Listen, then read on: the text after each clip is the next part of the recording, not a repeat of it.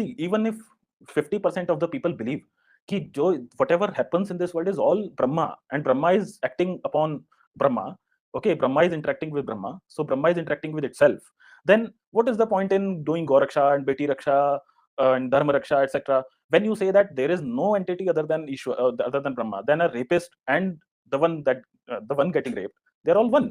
Okay, so there is no difference between a perpetrator and a victim. Okay, there is no difference between dharma and adharma, because then there is no adharma. Okay, जब हम ये मान लेते हैं कि संसार में जो रेप कर रहा है वो भी ब्रह्म है और जिसका रेप हो रहा है वो भी ब्रह्म है, जो मार काट रहा है वो भी ब्रह्म है, जिस जो कट रहा है वो भी ब्रह्म है।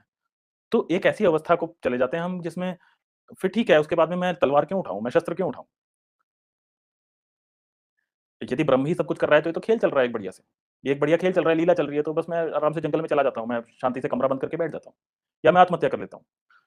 सो we need to see the implications of this idea if of this proposition. अगर हम इस चीज़ को गंभीरता से ले लेते हैं तो और एग्ज़ैक्टली वही हमारे साथ हो रहा है।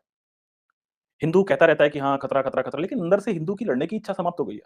कहीं न कहीं अंदर बैठा हुआ है कि ठीक है, सब कुछ तो ब्रह्म है, ठीक है। अगर ब्रह्म ही ब्रह्म से लड़ रहा है तो चल ब्रह्म ने ब्रह्म को उठा लिया तो क्या हुआ? ब्रह्म ने ब्रह्म को काट दिया तो क्या हुआ? ब्रह्म ने ब्रह्म को काट के सूटकेस भी ब्रह्म है, तो ब्रह्म ने ब्रह्म को काट के ब्रह्म में डाल दिया, स्टफ़ कर दिया, तो मैं जो ब्रह्म अगेन एक ब्रह्म हूँ, मुझे परेशानी क्यों होनी चाहिए? जब आप इतने डिस्कनेक्टेड हो जाते हो रियलिटी से, तब समस्या हो जाती है। इसलिए मैं इस अद्वैत को नहीं मानता।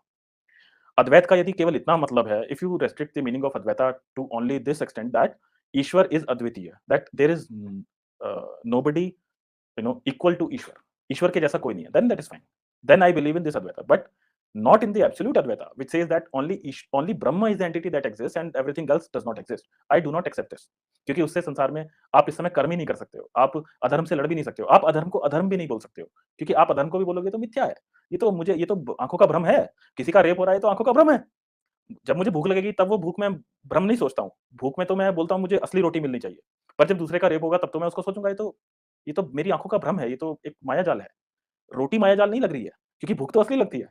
तो या तो मैं मानता कि आप ऑनेस्ट हो, अगर आपको रोटी भी बोलो कि ठीक है भूख जो लग रही है वो मायाजाल है, तो आप बिना रोटी खाए निर्वाण में चले जाओ।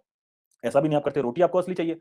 परंतु जब अपनी किसी बेटी का रेप होता है, अपनी किसी बेटी को उठा के काटा जाता है, तब अंदर से ये है कि चलो ये तो ईश्वर की लीला चल रही है, ये तो मन का ऐसा मैल है, ये तो लीला चल रही है, ये तो मिथ्या है, सारा संसार मिथ्या है। उस समय पे समस्या हो जाती है। इसलिए मैं इस अद्वैत को नहीं मानता।